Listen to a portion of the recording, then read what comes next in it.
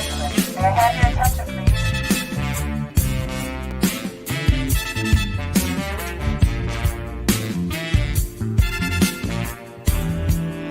One of the GM dog got threw off the stage by Karen. Right. I ain't been thrown off the stage no more. Yeah. Right. I'm just saying. Big Man, Hold on. That's cool if you're interested in a good laugh.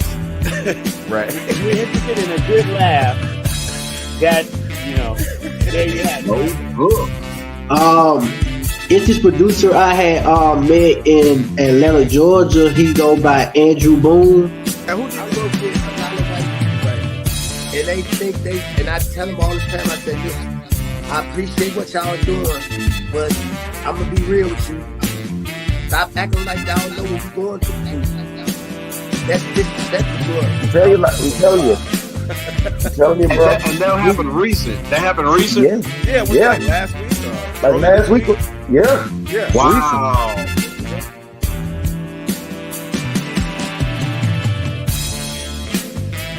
Ladies and gentlemen, may I have your attention, please?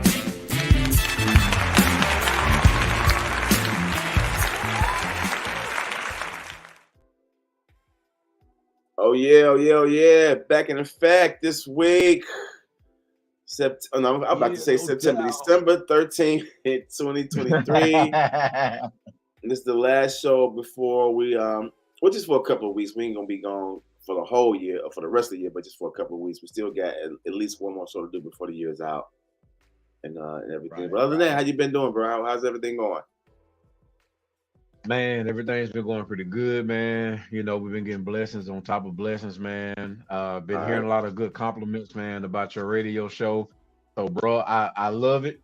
Everybody else is loving it, man. So keep doing what you're doing. And Thank like you, I man. always say, every day above ground, man, is always a blessing. So everything's been good. Yep.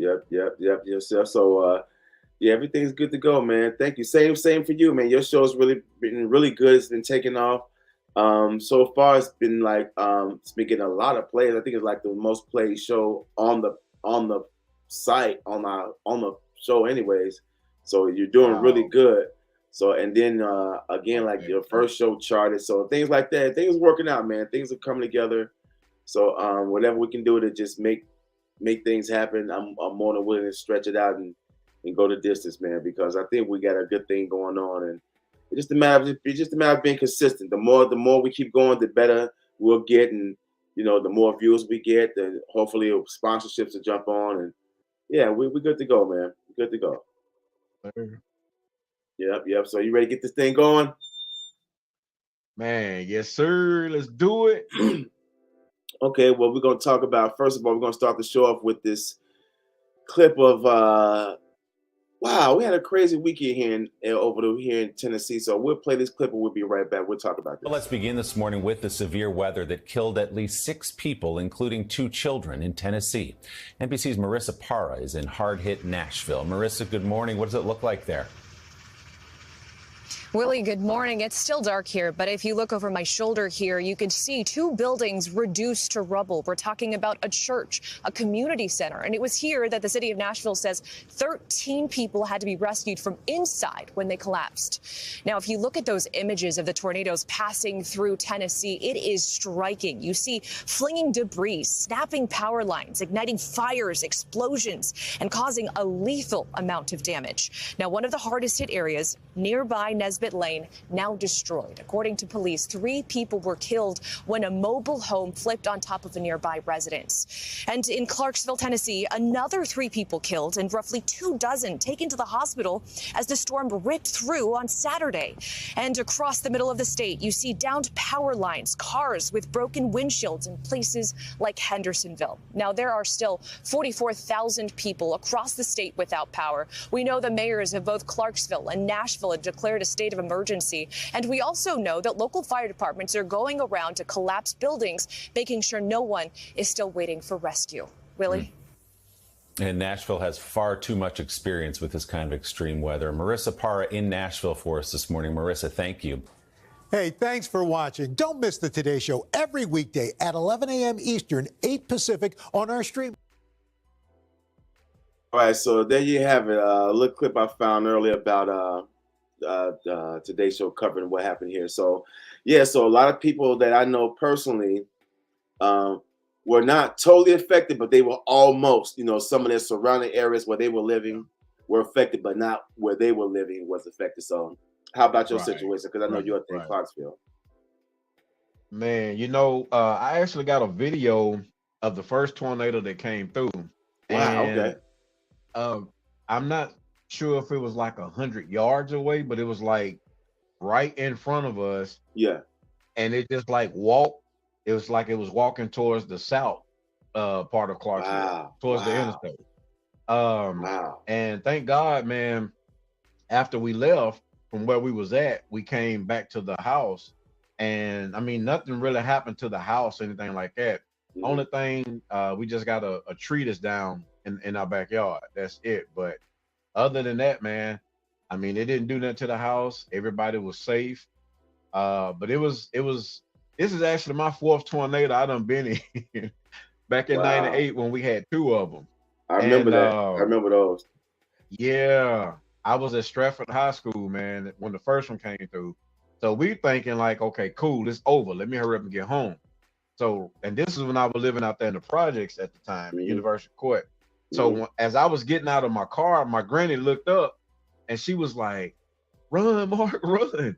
It was literally right behind me. So I'm running, wind blowing. I can hear it like a freight train. So I go into the house and it just lifted up and went over the projects and hit straight downtown.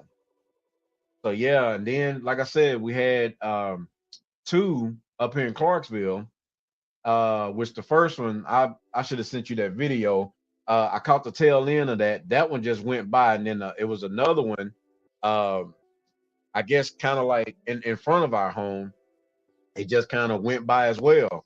So I mean, God was on our side, man, because it's like we could see it, but it didn't do no damage to our home or anything like that. Yeah. And when I see stuff like this, it kind of makes me, not kind of, but it actually makes me very, very, very thankful and grateful to be in a situation where it didn't happen to us here. We're not affected by it. Because when you look at all the damage and all the things that people have to do to get their lives back together, and then the crazy part about it, we were just in here chilling. It was the weather was crazy, but it wasn't nothing like that. All of a sudden, we just hear a tornado. We're like, what? It just like came out of nowhere, like literally popped up out of nowhere. And it seems like with all the technology that we have, there's no way to still be able to detect tornadoes. I don't know if they had that technology, but if they did, I believe they would have already put it to use here in these areas, because 6 people died because of this, and then these tornadoes be moving so crazy. Like I heard one case where this lady, this guy grabbed his baby. Then all of a sudden, he said the tornado whipped him and his baby up in this. They went whirling around, and then it just shot them loose. So now he loses the baby. So when the tornado dies down, him and his wife start looking for the baby. They find the baby on a tree, harmless. She wasn't harmed. Nothing was wrong with it. She was just on a tree in the rain. So she was being rained on, but she wasn't hurt or nothing. So it's crazy how these tornadoes be called. It's like it caused a lot of damage, but then some things it won't even touch. Like I also heard there was this one center that was like collecting gifts to give away for for the homeless, for children like that. So they had like one warehouse full of gifts. So the tornado ruined everything except the gifts. The gifts was not touched. Everything is still gift wrapped, like nothing happened to it. But everything around it was damaged. So, but I said all that to say that it amazes me how these things can happen. So I'm very, very thankful that it's close to the holidays, and these people have to, they have to bury loved ones and try to put their lives back together as well.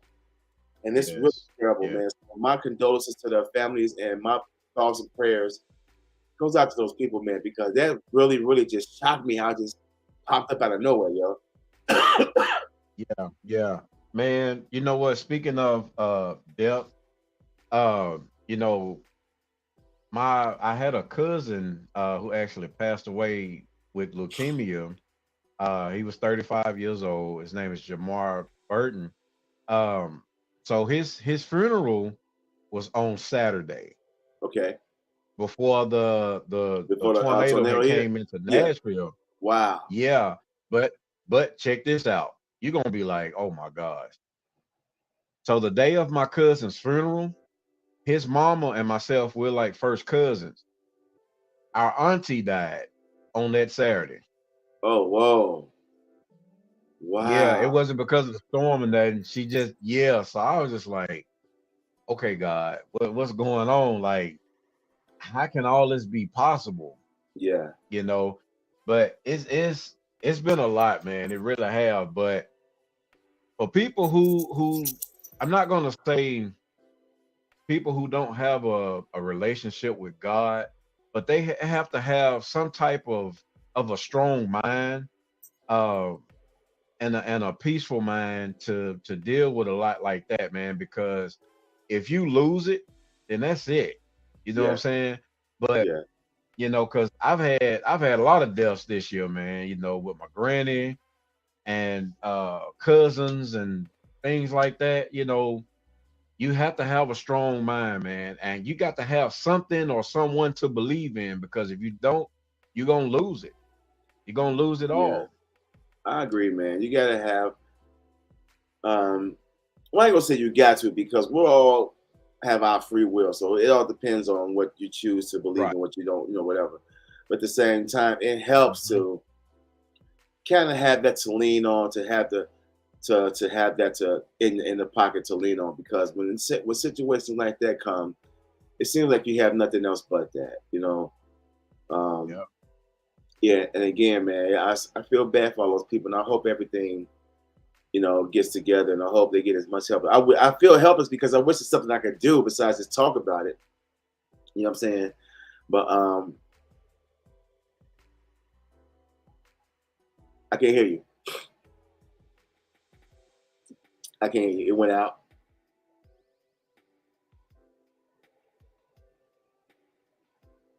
I can't hear you. It's still out. Nope. Nope.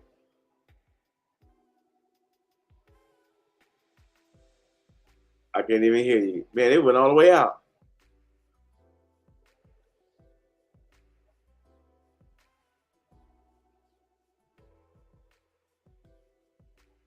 Yeah, it went out. All right. I can't hear anything.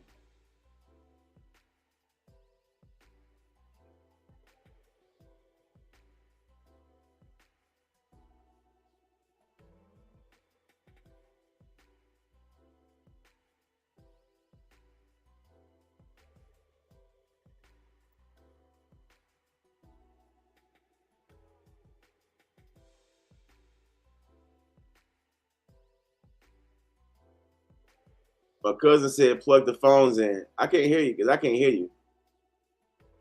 Yeah, I got my headphones plugged in. There it is. There it is. It's back on. Is that? Can you hear me? Yeah, I can hear now. Okay. Man. Yeah, I might have to try to get me a new mic cord or something, man.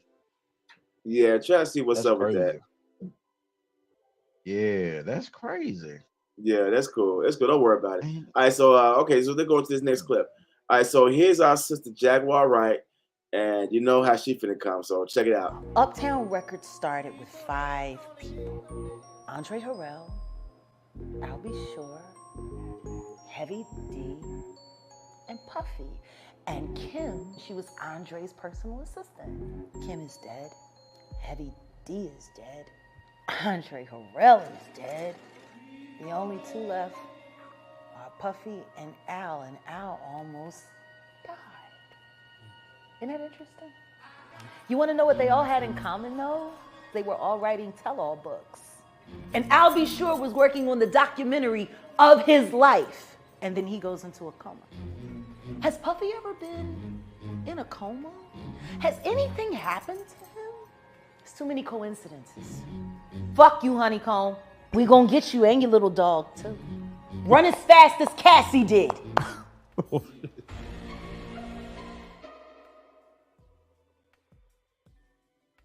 Uh-oh. Man. All right, so is Jaguar right about Uptown Records? Now, she called off all those big names, and pretty much all of them, with the exception of I'll Be Sure, are gone. She's making it seem like Puffy is the center of all these deaths. So I'm not saying that she's saying that, but it's alleged that she's saying something's mysterious about it. So what do you think?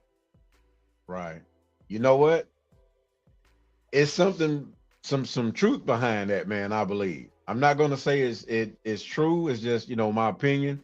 Yeah. I really believe there's some truth behind that, man. And I also believe that Diddy had Biggie killed. Okay. I honestly believe that. I believe he had him knocked off. I believe he had something to do with Tupac. And I believe he had, Suge did that on his own. But I most definitely believe that.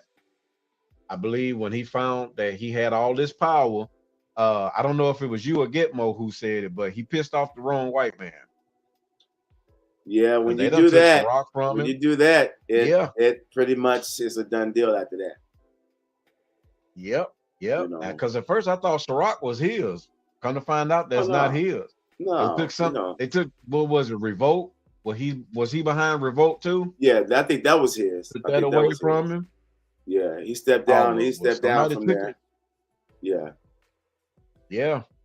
I really believe Puffy, man. I thank God that he didn't sign us because I know doggone well I wasn't gonna be no victim, and I know my guys, Unique Soul, wasn't gonna be no victim. Right. So Mike with the black belt, he would have chopped him in half, man. Then we would have went to work on him. Right. But yeah, man, I'm so grateful, man. I'm actually grateful that we didn't sign none of the deals that we was offered by, Universal. And I love Russell Simmons, but even with him too, Clive Davis, they offered us these deals, but the money was good, but with the contracts that we was reading, we was like, might need to think about this, fellas. Yeah. So we didn't take it, we didn't want to pay all that money back. But not only that, there was other things in the clauses, man, and stuff that, that you have to exactly. And we've seen, oh man, Chris can tell you about them parties that we went to. Okay. We went to, I know we went to one in Hollywood when we was in California. You walk in, they got your food, your drinks, a drug of choice. It's all on these tables. You go in, you see everybody having a good time, man. In one room, you got guys and girls in there, and there was some celebrities in there. In the one room, you got just all dudes in there, and some of them naked, and they got all this stuff going on. So me, Chris, and Nitty, we left. I was like, look, I'll meet y'all at the front door. I said, Chris, don't eat nothing. Don't you drink nothing in here, because boy, if you take some, you're gonna be like Columbus. You're like, woo. I don't know if you've seen his video, but Columbus said that I think he was talking about Quincy Jones. He said he went to this party in Hollywood. Yeah. And they asked him what he was drinking, and they gave him some vodka. And he said, man, he took a sip. He said within 10 minutes, man, he was just woozy. He said he went to the bathroom to throw it up, and he said he believed that night that his friend saved him from getting his behind taken. So Columbus Short. I strongly, yeah. Because his I career, believe that, man, about this. all of a sudden he just fell off. All of a sudden, a lot of stuff started happening to him, and he just fell off the scene. Yep. Wow. And he was about to be one of Diddy victims too, because he called Columbus about 12 o'clock at night, and at that time he was married. Columbus was. So his wife was like, which one of them girls calling you now? He was like, no. He said, I don't know who this is. So he answered the phone, and it was Puff Daddy. And he said, you know, Puff Daddy's like, hey, what you doing, man? You know, I'm in town, man. I'm in Hollywood. Why don't you come kick it with me? He was like, oh, okay, bet. He was like, well, who's all over there? And he said, oh, it's just me. He was like, well, man, you know, it's 12 o'clock. Yeah. And my wife, man, she kind of acting up right now, you Yeah. know. And he was like, yeah, man, just come on through, man. He's like, well, you know, I don't want to make my wife mad. He said he hung up after that. So I believe that, man. I really do. Well, I just know that a lot of stuff has been coming out about him. Not recently, but just over the years. It's been always alleged that Puffy's been real suspect behind closed doors about a lot of things. His party is kind of weird and stuff. And you see him in these weird photos with guys, booed up with guys. So I don't know. I just know that right now it's not looking good for him. But Jaguar Wright has been saying a lot of stuff about him for the longest, and a lot of stuff that she's been saying has been kind of unfolding here lately. So you can't do nothing but just look. You can't do nothing but just sit back and just watch. Like, okay, what's going to happen? What's going to happen now? And so now the rumor is Jay-Z next? Is he finna be on the chopping block? Because, you know, she been dropping a lot of stuff about him too. I don't know. You know, these guys are very powerful, but that don't mean nothing when you're black. You see what I'm saying?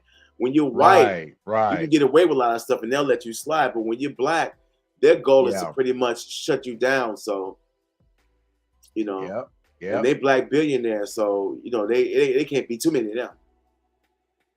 Yeah.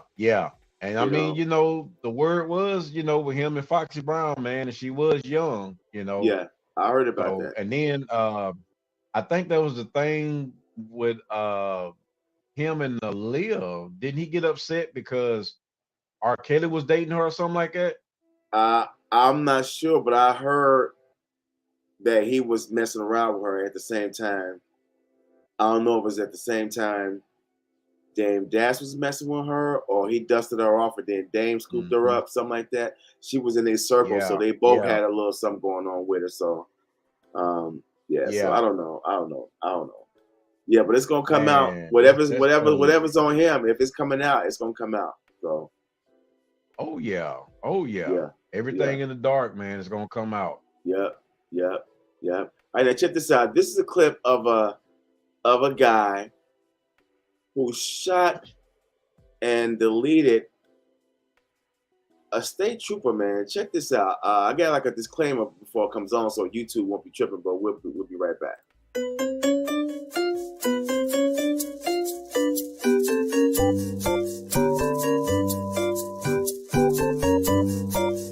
Some viewers may find the following video disturbing. Viewer discretion is advised.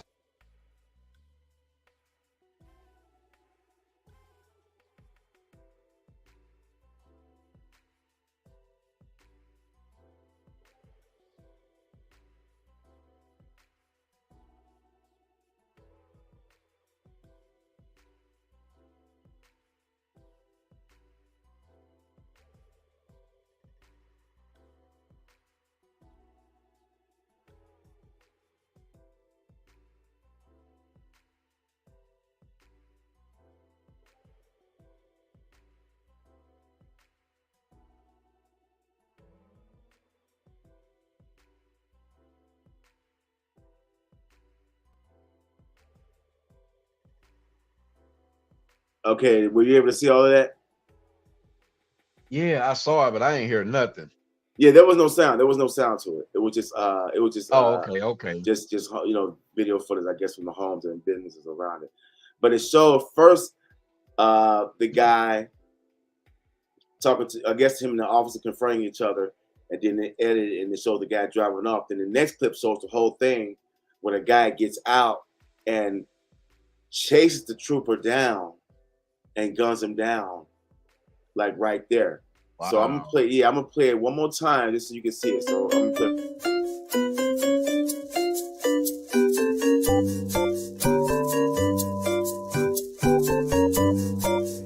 Some viewers may find the following video disturbing. Viewer discretion is advised.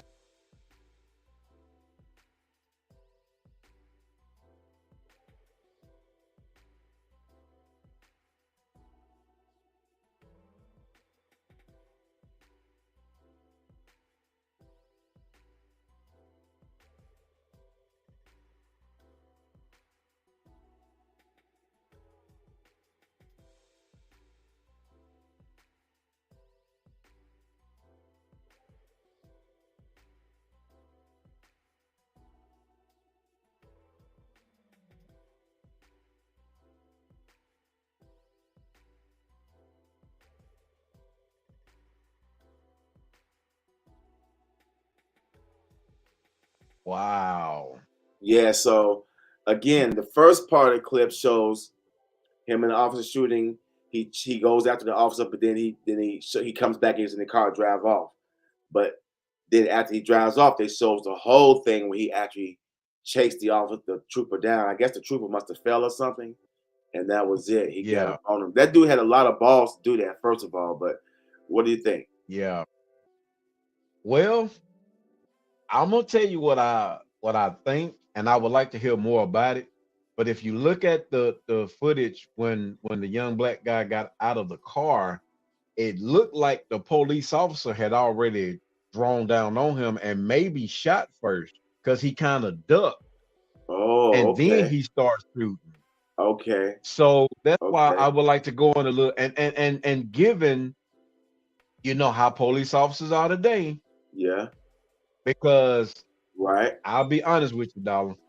If they shooting at me for no reason, just because, you know, I get out and then they start shooting, I might shoot back, because now at this point it's either me or them. I agree, man. Because they do be walking up on us with their hand already on their gun, or they be already ready. So you're right. Exactly. So that's what I saw with the video. I watched his movement and everything. Because I mean, he got out, he looked, and he flinched down as if something was coming his way. Right.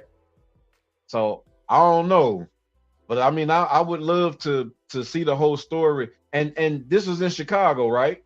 Yeah. Yeah. Yeah. There you have it. The police, man, they don't care. They gonna try to kill all the people they can up there. So yeah, I mean, he could fight that. He could actually fight that and probably win if he get a good lawyer. Oh yeah. But I mean, this is a state trooper he killed now. Oh dang, he killed him. Yeah, I think that trooper died. I mean, then again, I mean, he still can say, hey, he shot first. Because I mean, like I said, when he got out of the car, he ducked down. Yeah. That's how I see it. Yeah. Because I mean, if nothing's coming your way, you're not gonna flinch. You're not gonna do nothing. Officer, what's going on? You're right.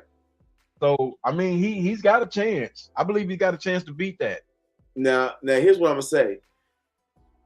He better have a hellified set of lawyers to defend the fact that he chased the trooper down and gunned him down. You see what I'm saying? Because they gonna put all that into account. I can see if he was like saying, okay, I shot a couple times just to back him up off me, and you know, and the officer and the officer toned down after that.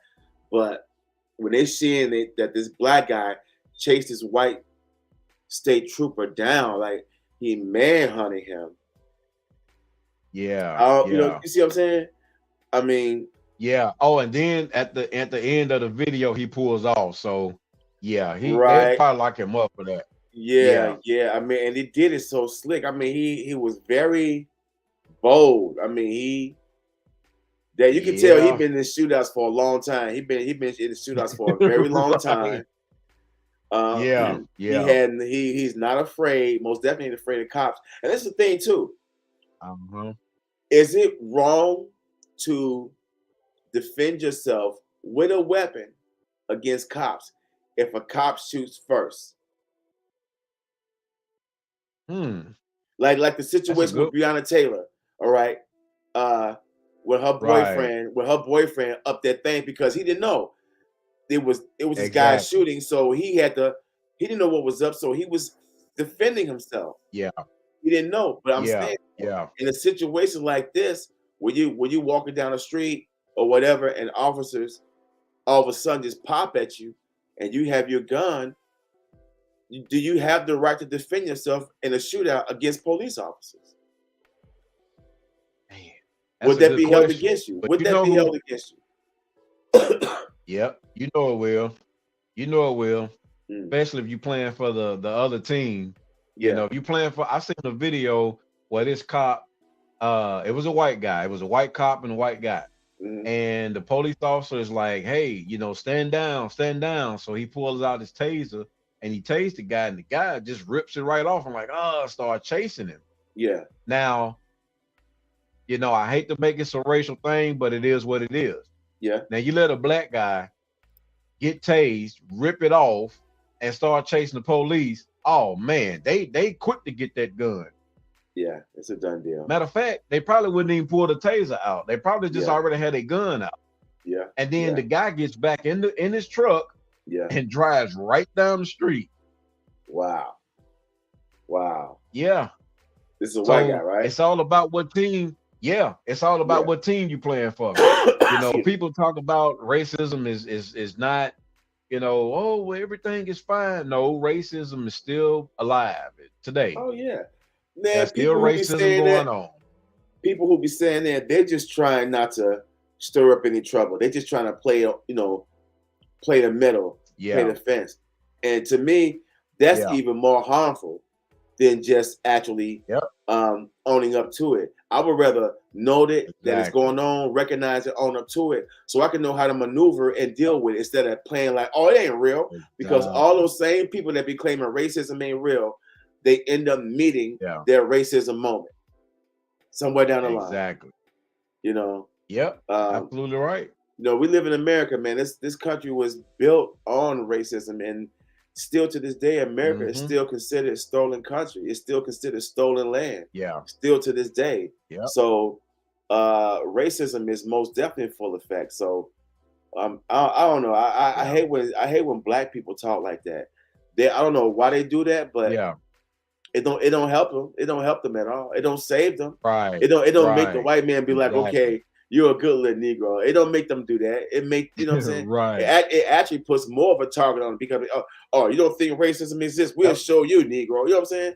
It actually puts a target on them. Exactly. Yep. So you're absolutely right, man. I don't know, man. I just think right now, man, people gotta start waking up and stop acting like this ain't real. The more you avoid it, the more it's gonna haunt you. Right.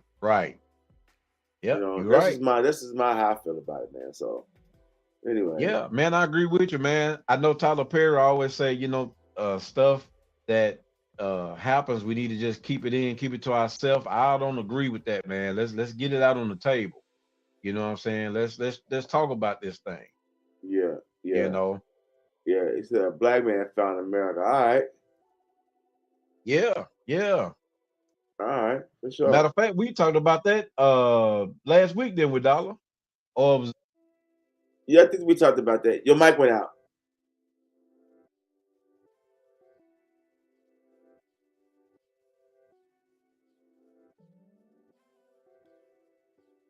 Nope.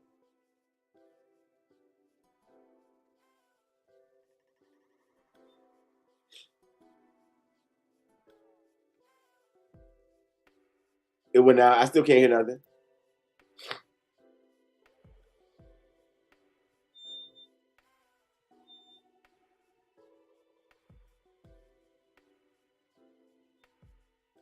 Check mic. There we go. There we go. I hear you. Okay. All right. Cool. Yeah. I think it's my mic cord, man. Okay. I gotta give it a new one. Yeah, it's just a matter of upgrading, get a new one. You're good to go on that. All right. Let's keep it moving. All right, check out this clip. This is a clip of a chick who wilded out in a Burger King and got arrested. Now to a local woman facing jail time after going berserk inside a Burger King. It all happened after police say she could not have it her way. It is a story you'll see only here on 7. 7 Action News reporter Nupa shows us what happened in Livonia.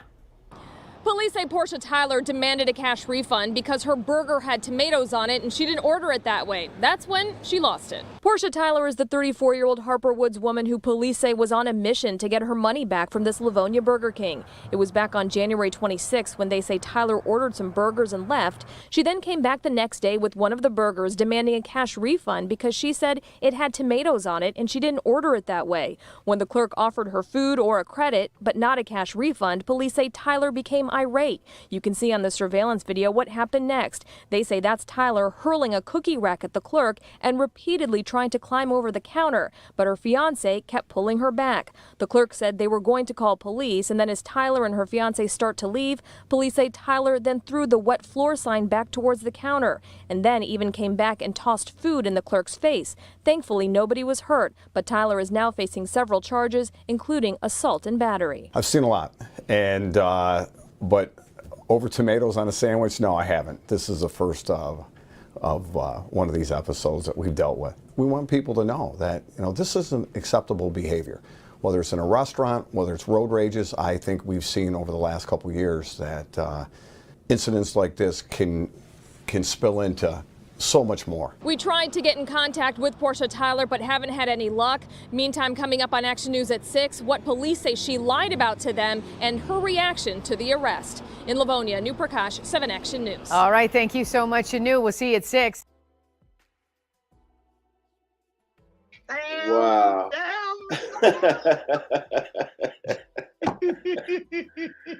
Wow, man. Bro. Listen to me, man. Over a tomato. Come on, man. Go ahead, yo. Yes. I'm not even gonna say she made black people or black women look bad. She made herself look horrible, man. Because not only could she have taken that tomato off, but if it was that important, why you just didn't turn around and go back the same day instead of waiting till the next day? Yeah. Then on top of that, they offered her free food, they offered her credit. Yeah. Now, me personally, I think that was a hustle. Yeah. And she probably better be lucky she didn't get beat up. Yeah. I'm gonna say this, man. Anybody dating a woman like that, you got issues too. You something up with you because you either desperate or she chin checking your ass and you just don't know how to let the woman go. You scared to break up. Right. You know what I'm saying? Because let me tell you, man, dude. If I was with my girl and she spazzed out like that over a tomato, I'm gonna calm her down. You know what I'm saying? We're gonna get up out of there. Yeah. And by the time we get up out of there, on that ride home, I'm breaking up with her on the ride home. It's a done deal. Right. Ain't no staying with you. Ain't no trying to understand that because you could have got. Because listen to me. What if the person she was doing that to was ratchet and had one of them things behind the counter? Exactly. You know what I'm saying? Exactly. And was just so upset she just spraying bullets anywhere. Well, you with her, you get it too. You see what I'm saying? Then exactly. I get hurt. My life was in danger. Or I go to jail. You know what I'm saying? You see, he had to hold her back. I mean, come on. It wasn't that serious, man. Come on. Yeah. Man. And she's done that before. Man. It's funny. Well, the reason why I'm laughing because that actually happened to me. Before I had got married. Before I had got married, right? So I was dating I was dating this woman. And I'll never forget it, man. And I mean, we still cool, but we don't talk, you know. Cause okay, so anyway, we go to Old Charlie's, and they sit us back in one of the little booths, right? So you have all the it looked like all the white people's on one side, all the black people's on the other side. Right. Just so happened, you know, we was in the back. Yeah. So old girl kept shaking her leg. He kept tapping on the table. I said, man, you all right? He said, I said, well, let's talk about it. What's going on? And she was like, why are we the only black people back over here in the corner? I said, come on, man. This is a nice Italian restaurant. I've been here plenty of times before. It's not like that. Well, I just feel some type of way. So the waitress came back. Hold on. She said, why you got us back here with all these black people, you bitch? I said, whoa. Oh my gosh. Wow. So I held my head down. I said, ma'am, I said, let me talk to her for a minute. I said, I'm sorry. I gave the woman $25. I said, we gonna leave. I said, just take this. And she took it I told old girl, I said, come on, I done lost my appetite. Right. I said, what was wrong with you? And she was like, and she wasn't an older woman, you know, maybe like a couple of years older than I was. She was like, well, I just get to thinking about history and slavery and all that, and I just don't like that. I said, you know what? You could have talked to me and asked me, hey, can we get another table? Yeah. Or, you know, can we sit on that side? Yeah. That woman would have gladly sat us wherever we wanted to sit at. Yeah. I said, but you acting like you back in the projects or something. I said, I don't get down like that. So after that, I dropped her off. And that was it. Man, I stopped talking to her. You did better than me because yeah. I would have did the same thing. I would have tipped the waitress or waiter, whoever it was. Man. I would have, politely apologized, would have left it by it real smooth. And on the ride home, I would explain to homegirl you was foul, and this is the last time you're gonna see me. We're not doing this no more. You're not gonna embarrass me like that because you. Now here's the thing about it. Exactly. If it was with me, if it was me and I was in a situation and if I liked the little area we was in, I would have been cool with it. I would have had nothing to say about it. I would have took it as, okay, this is a nice little snug, romantic area. Let's just ride it out. You know what I'm saying? But all that acting a fool, showing out, and and the climate is not right for that right now. I can see if this was, no time is good for it.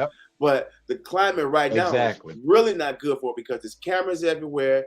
People wait to see. People wait to make you go viral. People wait to catch you at the right moment. And I don't want to be a part of none of that. I don't want to be embarrassed with you. I don't want to have nothing to do with that. You should conduct yourself ladylike, and you know what I'm saying, and handle handle it better than that. So and then to be snapped over a damn tomato, like you just said, all you have to do is peel that boy off, and you're good to go. Yeah, You know? exactly. Yeah, it's embarrassing, man. It is. And then as I really think about it, from my experience, a lot of black women, they do get upset when their food is wrong.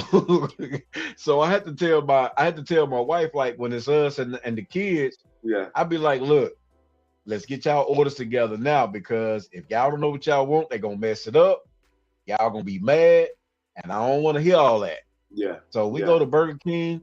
Okay, let me get 2 number ones. Yeah. One with cheese, one without. We have to get it right because they get upset, man. Yeah. Now wifey won't do that, but she'll get upset. She'll be like, I said no. Oh my gosh. I'm like, look, let's just swap burgers, man. Yeah. It's not worth losing it. It ain't worth losing, and it's not worth losing your freedom either, because you never know how things can turn out. You could have got arrested for that, or that person behind the counter could have jumped over the counter, and then y'all could have got into a serious altercation, a real big fight. You never know what the other person is thinking. You can't. I know people nowadays have short fuses, but it doesn't make sense for both y'all to have short fuses, because that's just going to be a bigger explosion.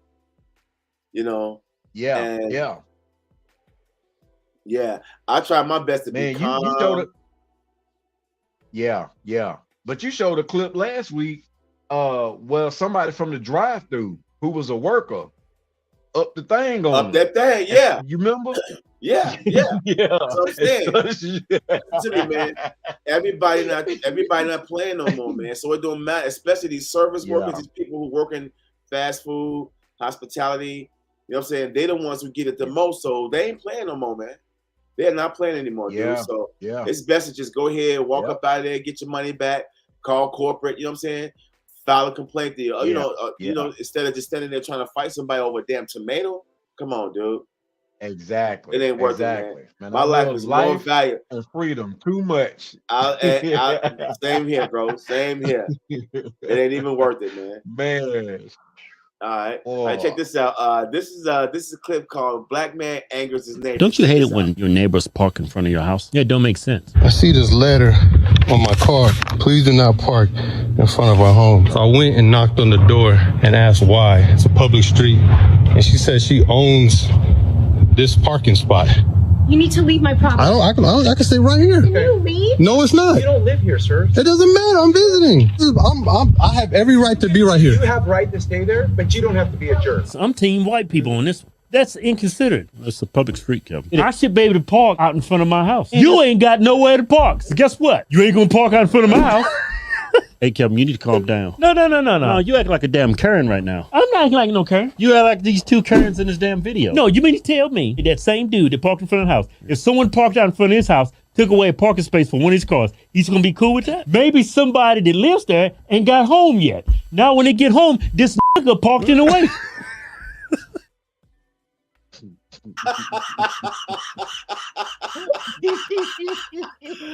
Oh God! Hey, the way he broke it down, I totally understand, man. The way he broke it down, I understand. So go ahead, bro. Man, you know, I mean, I get it. I do. I understand. But at the same time, he wasn't blocking their driveway. Right. And there was, you know, places right there where he could park, man. So, I mean, I really don't know what to say on that, man. But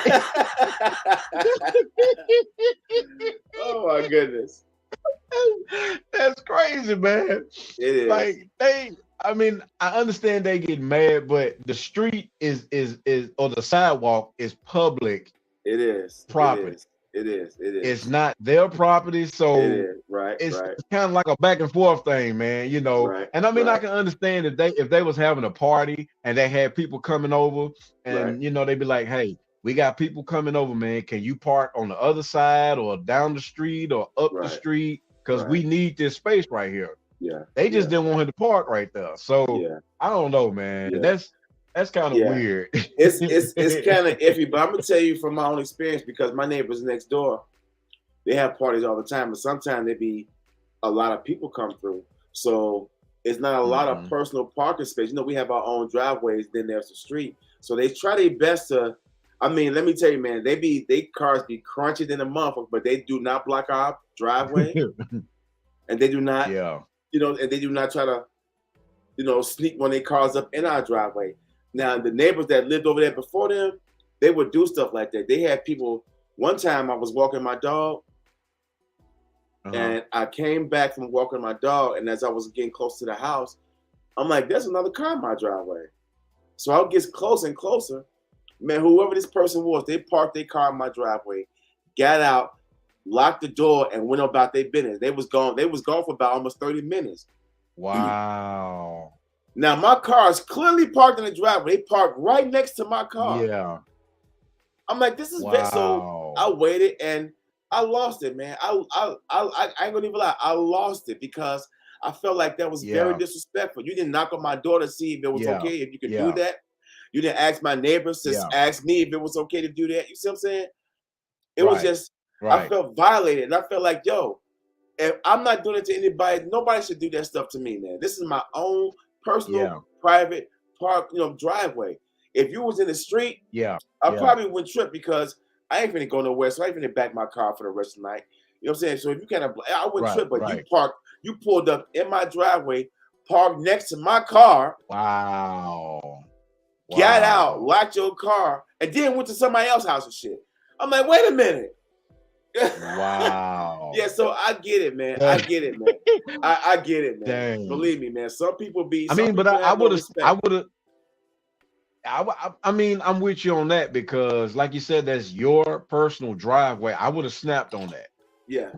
I really would have. I'm sorry, you know, because I mean, they at least can come and knock on your door and ask you, right, can they park right here? Right, you know. Yeah, I would have snapped too, man. I ain't gonna lie. Yeah, I mean, I lost it, man. I kind of like blew my lid, man, because I don't know. I just felt like that was very wrong. You just don't do that to nobody, man. And again, looking back, the way I flipped my lid, that person could have did the same thing, returned that same energy, but even more, and I could have been out of here.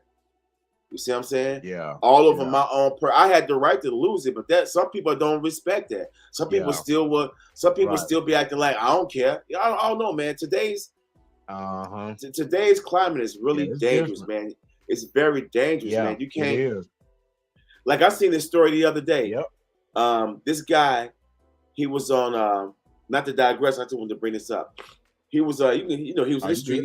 He was in the streets, and he was driving somebody somewhere, and something happened where he picked up somebody. It was a dude and his girlfriend, right? Mm-hmm.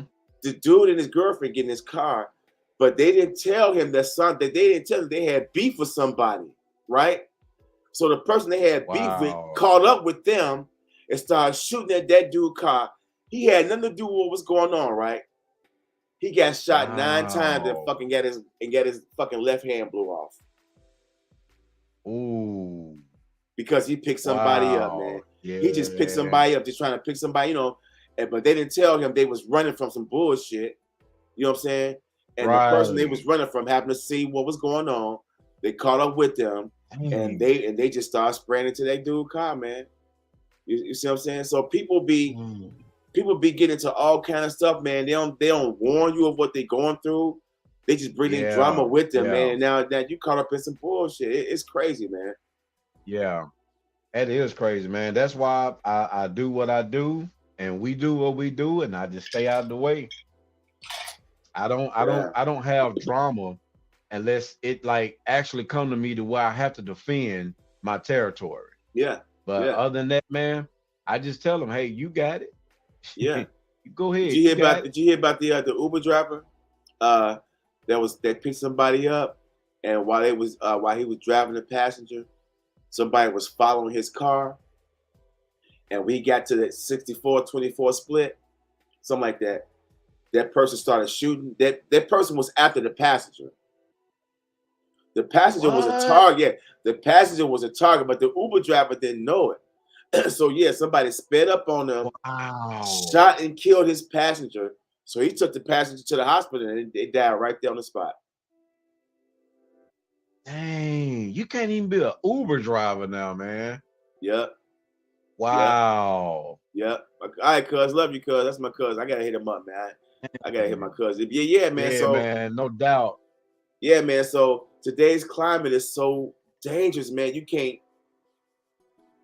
really be having like little confrontations with people, fender benders with people, road rages through the roof. I mean, it's really ridiculous, man. So you really gotta watch how you handle confrontations because people are ready to kill nowadays, man. Dang, like what's in the water, man? Something going on. It's got to be something because, like you said, I don't know. Each generation, man, just gets a little crazy to me. Yeah, I agree. I just think right now, man, me personally, I believe it's just the times have changed where people are struggling a little bit more. Things are costing more. People are frustrated. They can't get what they want. And then the social media got people capping online. So you got people living vicariously through other people's pages and they want to live their life, but they can't. A lot of people are realizing that they haven't really achieved a lot of life, so they mad at themselves and shit. It's a lot going on, dude. It's a lot happening right now, man. And I would rather just keep it moving, man. Shit, the best thing I can do is, man, keep trying. Shit. Yeah. That's all we do, man. I ain't mad. Look, when I see the next man that's a little bit fly than me, he got it going on. I'm not hating. I'm like, yo. Right. I feel you. I'm getting there too. I don't be on some, he think he all that. I don't like that, dude. That don't do me no good, man. That don't do me any good, dude. My bad for this, but you made me think about the Michael Jackson story that you told. You said you and dude, y'all was having a contest and he kind of knocked you down and said, who's back? Now, who the real Michael Jackson? I'm like, shit, you got that shit. It must be you.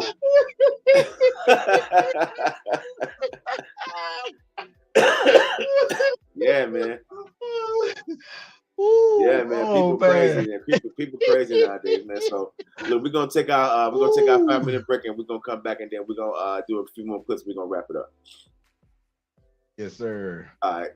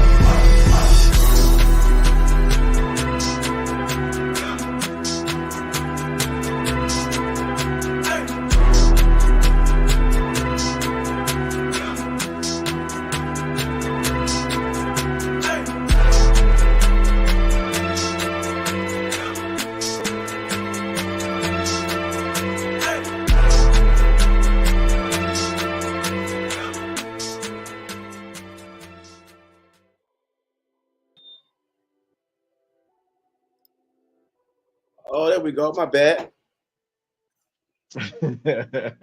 My bad.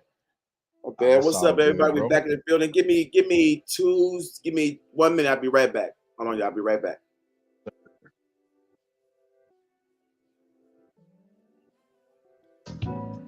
Looking in my mirror, took me by surprise. I can see I want you. You're running often through my mind. It's a minute. All right, back in the building. All right, you got some Michael Jackson going on over there. Yeah, you know, a little intermission, man. You know, had to get a little something going on. I didn't know you could hear it, but Oh yeah, shoot, what's up? that's what's up. Yeah, most definitely. Shouts out to Michael Jackson, and the Jackson 5 and the Jackson family. All right, let's get this thing moving. So here's a clip I'm gonna play, but I'm gonna preface this right quick. Since we're celebrating 50 years of hip hop, this is something I just found out just yesterday. So I found about it just in time to put on today's show.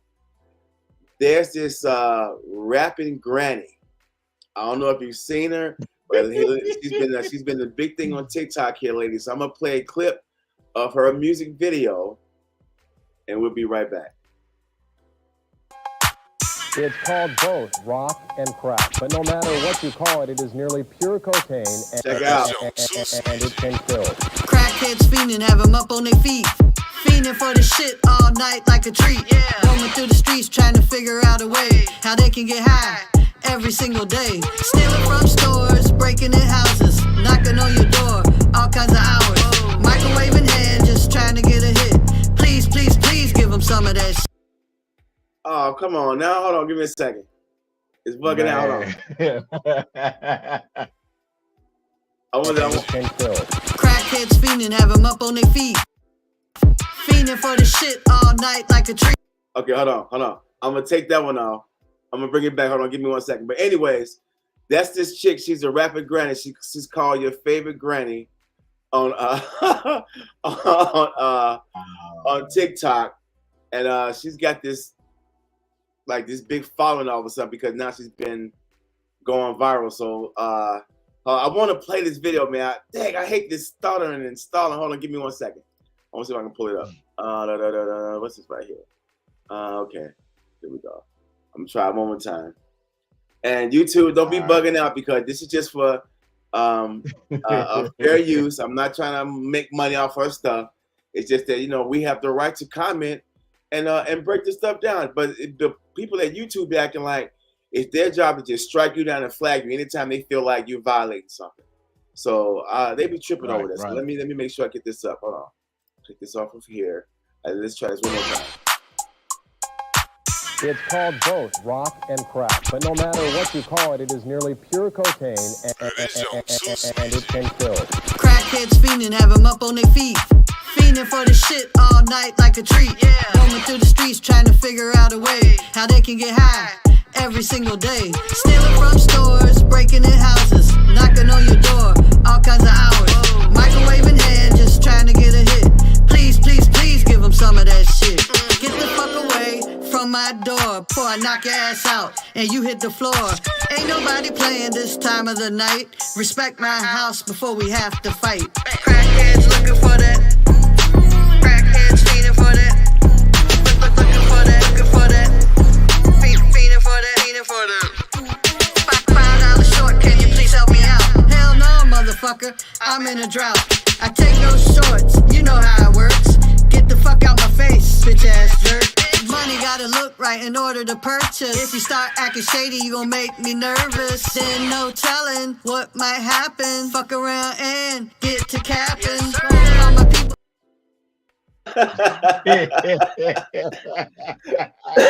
Okay. You know what? I can't even lie, man. I mess with that, man. Listen to the words, the beat, and everything, and just looking at the people behind her. She could put one of these you know, cool white grannies who mess with black people like that, you know, because we don't know her story. All we see is what's in front of us, you know. And I was just I was talking to my mama about that, man, a couple of days ago. We got this white guy, man. Well, he's black to us. His name was Reggie.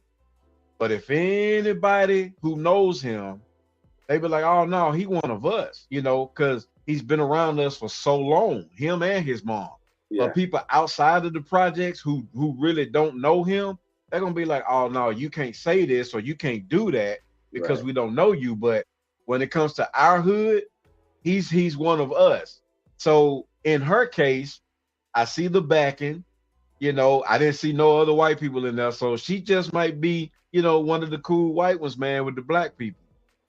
Yeah, she now she has a YouTube page and she still does like cooking videos and stuff like that in her other time.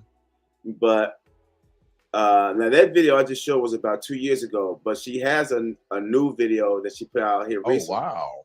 Yeah, so she's still doing it. So I don't know if she's writing that stuff, maybe somebody's writing for her. Yeah. But I'm gonna say, for the sake of hip hop, it's a cool little novelty joint. It's like Rapping Rodney. Rapping Rodney. Right. I don't get no respect. You know what I'm saying?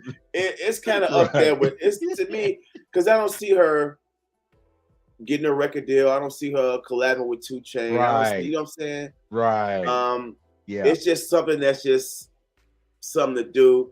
And the thing is, I'm gonna say this, and somebody gonna bug out what I'm saying, but one of them black dudes probably hitting her on the side. Somebody probably knocking her down. You know what I'm saying? Yes. You know what I'm saying? Yes. Yeah. Yeah. You know, she seems like a sweet. She seems like she's, you know, she says she cool. She says she cool. You know what I'm saying? She probably got a little, you know, she got a little brown sugar on the side. She got a little side piece of some brown sugar on the side. But yeah. But the thing is, again, it's another instance of people outside of our culture coming into the culture. Exactly. I'm not saying she's not taking it serious, but I don't see her you know, in the next year or so still doing it. You know what I'm saying? And I'm not saying that she should. If she's calling herself a granny, that means she got grandkids. She got grandkids to raise. You know what I'm saying? So she got to eventually consider her image in the next few years, because what are her kids going to say when they get about 15, 16 years old, when they see this? You see what I'm saying? Yeah. So I don't see her really seriously taking it. It's just something to do for a while, but I don't know, man. Right. I just feel like black culture, anybody feel like they can just dip their foot in it and do whatever they want to do with it. And then when they're done with it, they can just walk away from it and leave it alone. You know what I'm saying? Or get what they want out of it. And then leave it alone, because Jelly Roll did the same thing. Kid Rock did the same thing. Oh, man. Miley Cyrus did the same thing. So many people that come into the culture, starting off I'm down. You know, I got rhymes. And then when they get what they want out of it, next thing you know, they're singing country songs and shit, and they ain't messing with us no more. Exactly. No. You're absolutely right, man. That's 100% authentic, the truth. You're right about that. And because I've heard things, man, not to just kind of get off, but I've kind of heard some things, you know, about Jelly Roll or whatever. Because one time, I'm not even gonna lie, when I was about probably 18, I was kind of like not in the circle, but in the same house he was in with somebody who I was talking to on the side, you know, at that time. Yeah. And, you know, at that time, I mean, it's just, Jelly Roll, Haystack, you know, we all in the, and even Buck will probably come through there once or twice, you know, this is out there in Antioch. Right. And I'm kind of looking at everybody that was in there, you know, and of course they was white, most of them was white, and they was talking, man, like they had kilos of dope, like, you know, I felt like I was in a black drug dealer house. You know, that's how it was. Yeah. But eventually, man, I just kind of pulled away from it, because I was like, no, I'm tripping. You know what I'm saying? With just seeing all this going on, I was like, no, I can't get with that, man. You know. Yeah. But I feel you on that, man. Because they, you know, like I said, you try to do something with, I don't know about it now, you try to do something with Jelly Roll now, he might turn his nose up at you. Come on, man. his star is now starting to rise. He's been on the scene for a while, but it's just that this year 2023 now it's really taking off. So expect 2024 to be all Jelly Roll. And you see what I'm saying? Yeah. So again, I remember when that cat used to be around in our office when me and Old School had an office in downtown on West End. He was coming up in there. I remember that. Him and the Dirty White Boys. I think they was calling themselves Dirty White Boys, some shit like that. Anyways, he was again, just I never liked him then, and I really don't like him now. And this ain't no hate. I just feel like I don't like when people be sucking up the culture and be acting like they could just leave it alone because they just want to get what they want out of it and then leave it. Now, I'm not saying he should come out with a rap album right now. I'm not saying it. Right. What I'm saying is he was never true to it. At least Andre 3000 is still true to it. Just because he dropped the Flute album. Yeah. That don't mean he ain't true to the culture no more. You know what I'm saying? Exactly. I don't know. I just feel like a lot of this stuff just got to slow down. So the rapping granny, I don't know. But you know what? And this is real spill. I know Young Buck. Oh, I said it one time. I'm sorry. Okay. I know he had this thing, with jumping on the other side of the fence. And a lot of people is not messing with him because of that. Why everybody ain't get mad at Jelly Roll for not putting people on? He did the same. Well, I ain't saying he did the same thing as far as like with the gay dude, but he ain't putting nobody on. And he's probably putting people on in the country genre. He's probably putting people on through that. You're not putting on no rappers. Because I'm gonna tell you, Dollar, back then he hung with the thugs. I was there. I know. Like I wasn't like, like in the circle, but I was in the company of him and all these dudes, with the drugs and stuff. Yeah. You know what I'm saying? And to be honest with you, I felt like it was a disrespect to the Grammys and to us when they put him on there. What? And he was like, well, I'm from Antioch, man, and first thing I heard was Rump Shaker, room, and a boom, boom, boom. And I just kept playing that back and forth, and like, come on, man. I saw that. I'd rather for them to have Young Buck on there than to have him on there. Yeah, but again, I told you, his star is starting to rise. So now, expect to see a lot more of that. 2024 for to be his year. So that right there was just the start of it. Yeah. Because let's be truthful, man. I'm going to put this banner up because we're going to talk about this anyways. The fact that they had him in that little small segment made no sense to me because he's not hip hop. Right. You see what I'm saying? Right. But that was to boost. That was to boost him. That was to boost him. That was to put his face in our community. Be like, okay, who is Jelly Roll? So you better believe people who. So you better believe the black people who's not familiar with him, they started Googling who the hell he was after that. Googling. That's what that was about, man. That was just to give him a boost because they know he had like a little bit of rap background, but the rap music did nothing for him. It got him in the face of some right people. But guess what? Those people told him, "Look, dude, you could probably do this other shit better than this rap shit. You leave that rap shit alone." You better believe, man. Listen to me. If Jelly Roll was really true to this rap shit, he would be rapping right now. You see what I'm saying? Right. He would have already broke out. He would have been with Big Machine.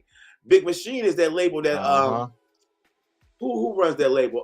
It's these country guys. I forget their name. Big and Rich. Okay, Big and Rich. Yeah. Their label is Big Machine. They're the ones that put out. Remember they tried to put out Cowboy Troy? No, I don't remember that. The Black Cowboy. He was a black rapper, but he was like a country western rapper. It was like 99, 2000. This when they was trying to blend rap and country music back then, way before Lil Nas X pulled it off. But right. But if Jelly Roll was really true to this, Big Machine would have signed them back then. They would have made it work with him then. You see what I'm saying? But yeah. This guy, to see his face on that special the other night, I was like, come on, man. This ain't nothing but just to make him, just to big him up, man. It made no sense to have him on there. You're right. I would have It preferred didn't. them to have somebody like Everlast from House of Pain or somebody. You know what I'm saying? You know Yeah, what I'm saying? yeah, Vanilla Ice. Vanilla Ice would have been more appropriate. At least Vanilla he is a real Ice. motherfucking Yeah, rapper. yeah, Shit. exactly. Yeah, yeah. Man, you absolutely right. Vanilla Ice would have been perfect. And speaking of Vanilla Ice, But yeah, I didn't understand that either, man. Since we're talking about this 50 years of hip hop, now I've seen almost all the celebration they had all year, right? And Vanilla Ice has not participated in none of it. Now I don't know if it's because he just didn't want to, or he just wasn't invited to none of it. So what do you think? Wow, that's a good one. I honestly believe he probably wasn't invited. I think he wasn't Um, invited. But I'm like you, man. I'd rather have him than Eminem. Me too, all day. I'd rather have him than, you know, some of these other rappers that are white that's out now. Yeah, yeah. Because he was really to me, Vanilla Ice was like my friend Reggie from the project. Okay. You know, Reggie, he danced with us, you know, he rap. Matter of fact, we had a rap group back in the day. It was called the Misters. Okay. It was for Mark and Reggie. Okay. Oh, that's hard. That's hard. Every That's time, dope right there. every time we did a song, well, actually the intro was, "Hey, we are the Misters. I'm Mark and I'm Reggie, and we about to kick this ill for you right now." The beat dropping, we going. But anyway, that's how I look at Vanilla Ice. You know, don't know him personally or anything like that. I just feel like he kept it real with his rapping. You know, he wasn't trying to say that he was trying to be like Hammer or anybody like that. He was just being himself. He didn't. But you got all these other rappers, man. It's like they trying to be. See, here's what it was, man. When Vanilla Ice was in the game, Vanilla Ice took all that heat. He took all that dissing. He took all that heat that came in. Yeah. But he never dissed nobody. He never even slick dissed nobody. That's not one song you'd be like, oh, he really, you know what I'm saying? You can tell when somebody slick dissing somebody without them really saying their name. He never did any of that. He never tried to challenge anybody. He never said, I'm better than Hammer, even though he sold more records than Hammer. He never challenged Hammer. He never did none of that shit. He kept it. He stayed in his own lane. And then when his time fell off, he went about his way. You see what I'm saying? He never said, I'm supposed to be here. You know what I'm saying? This is my house too. He never did any of that shit. All right. He never did none of that shit. Yep. Now here comes Eminem. Absolutely. And all these white rappers that come after him think they can just say whatever the hell they want to say, be very disrespectful. And then think we're not supposed to give them no heat about it. So the thing with Vanilla Ice is, I'm just tripping on the fact that lately, you know, they dug up Will Smith and Jazzy Jeff. They got them together on stage. They had Diggable Planet. They dug up Diggable Planet. All right. A lot of these rap groups that wasn't in the stuff they was doing this summer showed up on the stuff they did Sunday night. So, but overall, the year's gonna be out. The year's gonna be out. I haven't seen Vanilla Ice on nothing, man. And guess what? When he was out, he sold more records than any rapper that was out during his time. Okay. And he had hits, and those songs aged really well. So when you hear Ice Ice Baby now, I might turn that shit up now.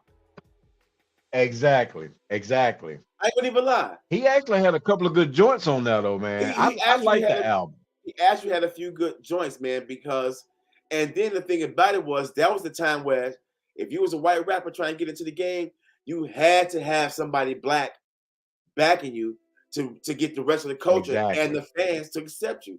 That's the reason why Third Base was accepted. That's the reason why the Beastie Boys were accepted. All right, because they had Def Jam. Because they had black people screaming their name. It's still true to this day. Look at Eminem. Eminem is not successful without anybody black backing him. All right. Now look at all the white rappers that tried to do it, with the exception of Vanilla Ice. But all the other white rappers that tried to do it that didn't have black people screaming their name, they fell off. All right. The actor Brian Austin Green from I think Beverly Hills 90210. Brian Austin Green tried to rap. He couldn't do it. Yeah. Wow. Milkbone. I think Milkbone was from Detroit. Couldn't pull it off. You know I heard of him. Yeah. Yeah, and Milkbone was kind of dope, but he couldn't pull it off. But anytime a white rapper had black people saying, "Yo, this is my homeboy," it's on from there. So, but Vanilla Ice was the only one that didn't have no black backing and still sold 17 million records. He did. You're right. You're right. I remember Arsenio Hall, man, tried to drill him, man, when he had him on there. And I felt like that. Well, at that time, it was needed. But it's like looking back on it now, it's like, wow, you know, that's how they need to do Eminem. Yeah. We need to do him like exactly. that. You know But nobody's drilling him because, like that. Yeah. And I don't think he's the greatest of all time. I don't even put him in the top 10. I don't put him in the top 10. I don't even listen to his music, to be honest with you. And I mean, I'm not hating. No one's listening to Eminem music anymore. No one's playing his music anymore. You don't hear Eminem music on the radio. The only station you hear Eminem music is on his own radio station, which is Shade 45 on Sirius XM. Yeah. Other than that, the only song you may hear is "Lose Yourself" because that is a big pop song. That is a big pop crossover joint. Yeah. But you only hear that. But you only hear that on stations like The River, Jack FM. They don't play down there. They don't play. They don't play Eminem on 101 anymore. Nope, or 92. And Or you know 92. what? The only thing I really like that Eminem did was the movie 8 Mile because of music. We love music, you know. I'm a real big music fan. When I see a movie with some music in it, they got my attention. Yeah. You know, that's probably the only thing I like. And like you said, Lose Yourself, that's kind of a big song. You know, I like the beat and everything. That was cool. Yeah. You know. But all the other stuff he did, I've never got a single. I never got an album. I've never really listened. Well, I've listened to him, but I didn't like it. Yeah. You know what I'm saying? I just felt like he was trying. So yeah. And that's another thing about it too. Even through all this 50 years of hip hop, you didn't even see him come out and do anything. You just see Eminem come out and participate in nothing. And he's one of the biggest names in hip hop. It's like some of the biggest names, they left it alone. You didn't see Dr. Dre out there. You didn't see, and here's what was hurting my heart. I didn't see no limit representation in any of this. I didn't see not one person from No Limit, not Master P, me and X, about that Fiend, not even Silk the Shocker, Mystical. Yeah. There was not one person from No Limit saying, "Yo, yeah, we here too." And they had all this celebrate. They had people they had Boosie on there the other night. All right. They've been having Lil Wayne showed up at the thing they had this year in New York. So it's been all kind of South representation. Of course, Atlanta gonna represent all day long. But how can you talk about 50 years of hip hop and no talk about No Limit, man? Exactly. You're absolutely right. Because he actually changed business for us and how to handle it and approach it. Yeah. Master P gave us the blueprint and gave us the key to say, yo, fuck that label shit. Do it like this. All right. And and here's the crazy part. Him and Cash Money they both showed us what to fucking do. Yeah. They sure did. Yep. You know what I'm saying? You're right. But it hurt my heart, man. I mean, come on, they had old crusty ass Luke on stage the other night.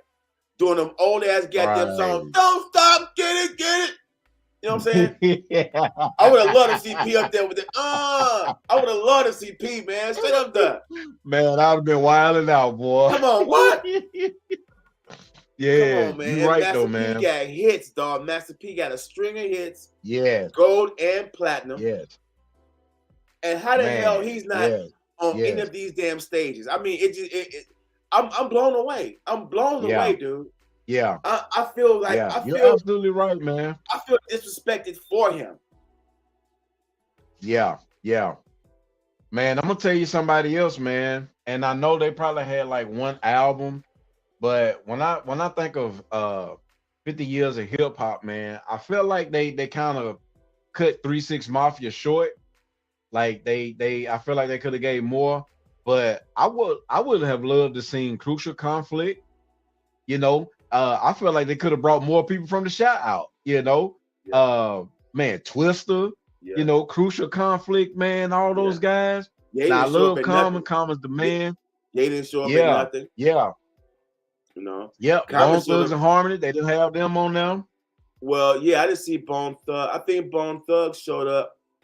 Did they show up? I don't know. Did you see the Rock the Bells festival or the Yankee Stadium event? I just seen like clips of it. I think Bone Thug showed up at one of those. but overall, like just during this whole year, especially when you're talking about the South's impact on hip hop outside of Atlanta, Master P and No Limit Records has the biggest impact and one of the biggest influences on rap culture, period. You see what I'm saying? Yeah. And I know they Yep. probably somewhere celebrating their Right. own little space or whatever. But I mean, I wanted to see Master P on stage. I wanted to see him get out there, you know what I'm saying, talk about how they, you know what I'm saying? I don't get it, man. I don't know, man. And again, you know, you got the usual suspects, you got the LLs, you got the Rakims, you got the even Nelly was out there. But yeah. I mean, they could have saved Glorilla and put Master P up there. Right. I didn't understand that either. I mean, I know she's popular right now, but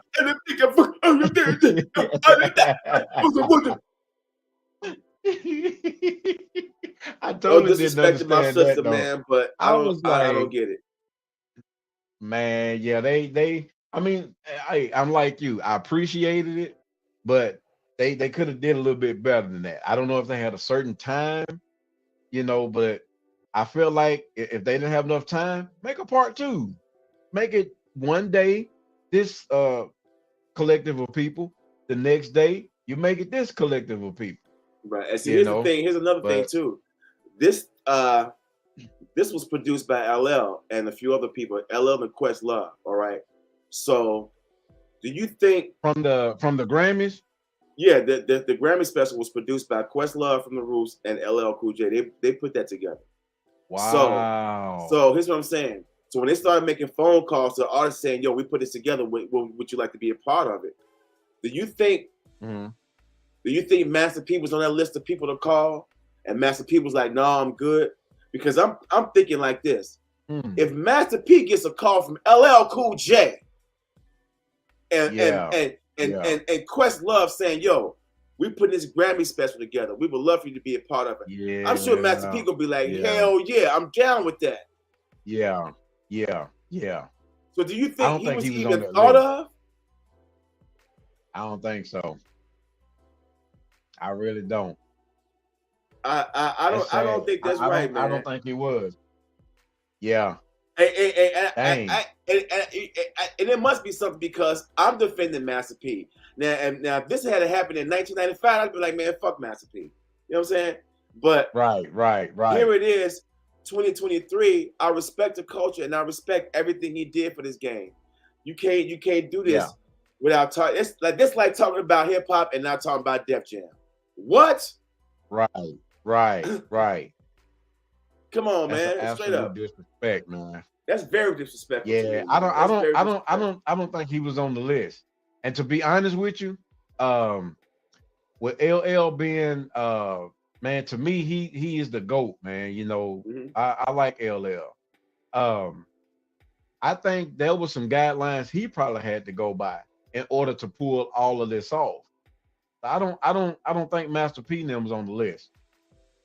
Man, I feel so I really bad don't. for P, man. I mean, he got skipped out on 3 of the biggest events this year, celebrating 50 years of hip hop. I don't know, man. We'll see next year. Next year, we'll see what's up because we'll still be celebrating, but we'll see. Yeah. Now I will tell you this though, something that I really I love. Now I know you said they didn't have Dr. Dre on there, but when they had DJ Quick, I was loving that because that was dope. To me, I felt like DJ Quick is the king of LA. with the beats, with the production and stuff like that. Yeah. You know, I just feel like he haven't gotten his roses, man. Because It no seemed like he disrespect to Dr. Dre. It seemed like he was rolling though, like he was high on something. He was rolling, man. Because the way he was spitting his verses, he was clear, but it seemed like he was rolling off, like he had popped a pill or something, and he was just rolling. He like, because as soon as they come, he was doing the same old shit. Tonight, that was that shit though. When he did that, I'm like, that's the joint right there. Yeah. I can tell because I mean his vocals was a little bit delayed than the playback. I heard that. So he was on something. Yeah. But man, I just feel like, man, his because the people who I looked up to as far as like producing, and this is real talk. West Coast is DJ Quick, down south, DJ Paul, Chicago, DB, the man himself, and West Coast, I looked at RZA. Oh, and I also looked at Kanye, you know, because with the sampling and Sample King and all that. You know, with all of y'all, that's how I come up with my elements. Okay. You know, and because of y'all, man, you know, while we talking about hip hop, let me go ahead and give y'all roses, man. You know, a lot of people don't know that you are the guy who actually gave me my first production disc to play on, which was an EJ. You know, and you said this what you told me. You said, I'm gonna give you this, I'm gonna see what you can do. If you come up with something, then I'm gonna take you to step 2. I actually produced one of Unique Soul songs off of the EJ, which is Down by the River. All right. I produced that off of EJ. Okay. So you was like, all right, okay, let's go to Fruity 4. So you showed me and you showed me what to do, and you was like, okay, you do this, A, B, C, 1, 2, 3. Once you showed me that and I studied as a student should, I took off. And people from California and everywhere else noticed, like, well, how did you do this? How did you do that? I was like, man, Dollar showed me this. So and everybody's like, well, we need to call him the mystery man because you're not mystery. We see you, but we don't see Dollar. I said, man, hopefully y'all get to meet him one day. Because you know, you were still busy, you know what I'm saying? Like production, running Money Tree and all this other stuff. But people was amazed by how I flipped certain stuff on Fruity and how I cut my samples and everything. And that's all because of you, bro. So happy 50th hip hop to you, man. Thank you, man. You know what I'm saying? I want to give you your flowers because of you, man, I've produced for a lot of people, man. And that's even with Quanti Cash, you know what I'm saying? Even Cub, the Cook Up Boss, you know, even 8 Ball and MJG heard one of my productions and like and somebody was trying to sell Cool Daddy Fresh. He was trying to sell one of my beats to them. Wow. Yeah. Cause one of my guys told me, he came back and he was like, man, look, I know this is your beat. And I was like, yeah. Wow, So that's crazy. because of you though, big bro, a lot of people have heard what Little Old Mystery can do. You know what I'm saying? You gave me my first program and you taught me well because everybody like it. You know what I'm saying? So I want to thank you, man, to give you your flowers. You know what I'm saying? Happy 50th hip hop to you. Thank you, bro. I appreciate that, man. Thank you so much, man. Thank you, man. Well, I feel that kind of caught me off guard right quick. Yeah, well, I appreciate that. It's the truth, man. though. I appreciate that, though. I just know that me personally, I just always loved the culture, man. I've always really loved hip hop culture, and I've always tried to do my best to preserve it in my own kind of way, to be my own kind of gatekeeper, you know, to kind of gatekeep it in my own kind of way. Because I don't let everybody get on the mic when they're around me. I don't want to hear everybody's demo. I don't want to hear everybody's shit.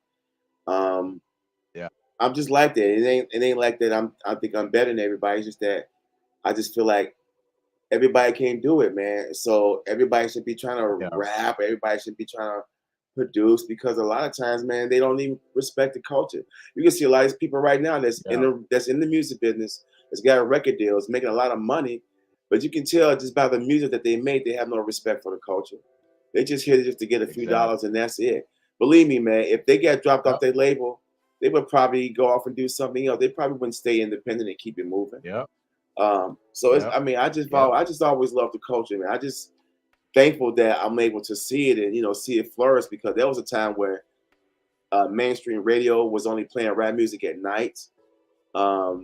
Right. And then you couldn't even really hear the real stuff. You could only hear what they were allowed to be played. So so thanks to the college radio station, thanks to college radio back in the 80s, college radio broke a lot of rap records because they didn't have any advertising, so they could play what the hell they wanted to. So they played all the rap records with the curse words. They played the 360, they played the LL. So a lot of college radio kept hip hop alive. A lot of people don't know that, man. In the 80s, when in the 80s, when you couldn't hear the real hip hop on your 92 Qs or your 101s or your WGCI, you had to tune in to the college. Like in Chicago, we had WHBK. So on Friday nights at 12 midnight to 3 in the morning, I'm listening to Big Daddy Kane, Heavy D. Man. This is way before they went mainstream, before they became legends. Now, I heard them on this one college station, man. These guys were going to New York every week and bringing new records back. You know what I'm saying? Dang. Yeah. So the station, like our mainstream station in Chicago, is WGCI 107.5. So they're like the equivalent to 101 down here. So you know they can't play. Right. They can't play the real. Yeah. So when I was hearing other songs by Run DMC, I was like, wait a minute, they got more songs? I mean, yeah, man. Yeah. So here's the thing, man. During this 50 years of hip hop, the first 5-10 years, especially in the 80s, college radio kept hip hop alive, dude. Straight up though. Yeah. Because you can hear it now. You can hear it now. You're right. Yeah, believe me, when you hear a lot of these rappers talk about who they listened to growing up, they talking about some DJ they heard on a damn college radio station. Stretch and Bobbito was on college radio station. Marley Marl and a lot of these college radio stations kept motherfucking the real rap music alive way before all white mainstream stations was saying we don't play no rap. You know what I'm saying? Yeah. Thanks to college radio, man. Yeah, straight up though, man. They did. Because I think our station was 91.1. Yeah. I want to say it was Fisk, I think. Yeah. Who was playing it back in the day. It was playing, because man, when I got here, when I first came here in '97, Fisk was this college station playing underground rap music. So it was probably Fisk the whole time. Yep. Yeah.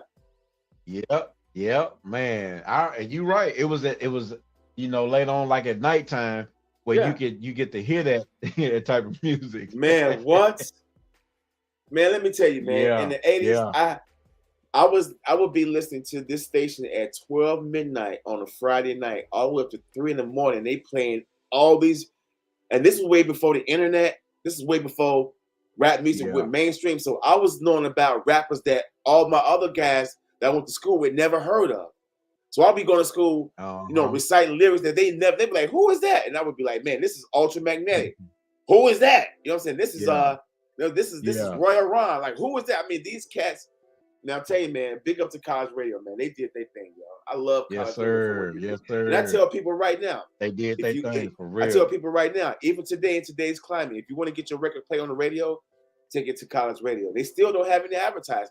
They still play what the hell they want today, to this day. Yep, you're right. So they're going to play all the curse words. They play everything. Man, I didn't even think about that. Yeah.